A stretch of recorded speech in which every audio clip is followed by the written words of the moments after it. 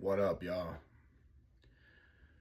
So, before I reached this point in my mental health journey and the Lord restored me to mental health stability and not just stability, healed trauma, distorted thinking patterns, to fair and balanced thinking, there was, at one point, I was an anxious attachment, or it's a label, it's a pattern. It's not who I was, not your identity, my identity. Um, and a lot of these attachment theory approaches and perspective stems from childhood and a lot of core wounds,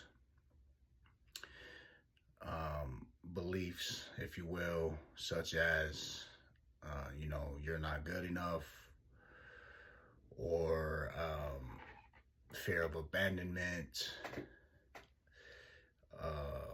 that in your childhood, your parents were hot and cold, um, or if it was like chaotic in the sense of you didn't know what version of your parent to expect, it was just unpredictable.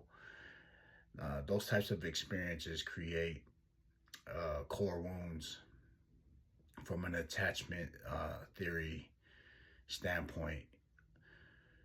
So I'm gonna share some of my personal experiences that played a part in when I was when the patterns that were being practiced by me were anxiously attached.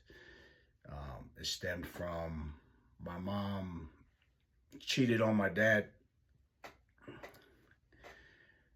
and so that little boy inside of me, the subconscious mind, is actually 95 to 97% of how we operate as human beings, and the conscious mind is actually only 3 to 5%. So that's huge, right? Because we're operating from a place that we're not even conscious of. So hopefully your subconscious is full of positive thoughts. um,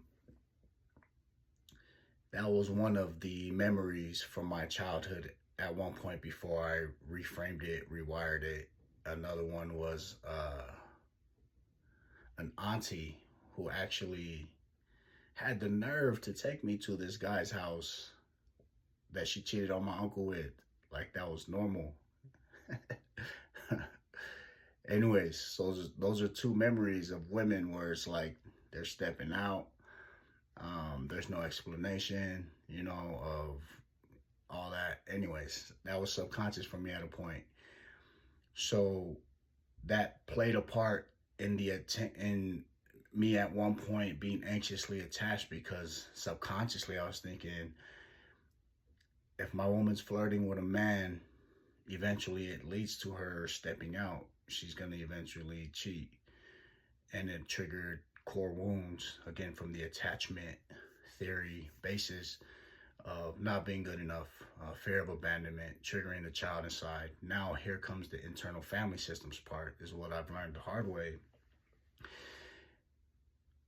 So, from attachment theory basis, and then the internal family systems where you're blended, right? That's a lot. So blended versions of us, for example, that version of me at one point was blended. So there was no separation between that little boy who the subconscious mind was imprinted and was afraid. But now that there is a separation between that part of me, and it's still a part of my system, if you will, but it's not the adult me, I've rewired that memory, and I know how to regulate my nervous system, but I'm also subconsciously and consciously aware of when versions of me come up, and then I unblend. Anyhow, so that was attachment theory and internal family systems that in the past affected me in real time and how I behaved and acted in moments. So that's why me as a life coach, I'm not about teaching you how to work out and all that, but I mean, that's not my specialty. I have a very therapeutic approach. Um, but yeah, I'm also have my own life experiences. You know, I didn't grow up with the white picket fence, and nothing against those who did. Uh, so I can relate to more of society, if you will, you know, in that I think majority of us, and even those who grow up in good homes, don't get me wrong, I ain't trying to downplay. They go through their own stuff too. So this isn't excluding anybody, but just emphasis, right? So if you want to work with me, I'm working on getting links to tie to my videos, but for now you can reach out to me via social media. I post on Facebook, Instagram, TikTok.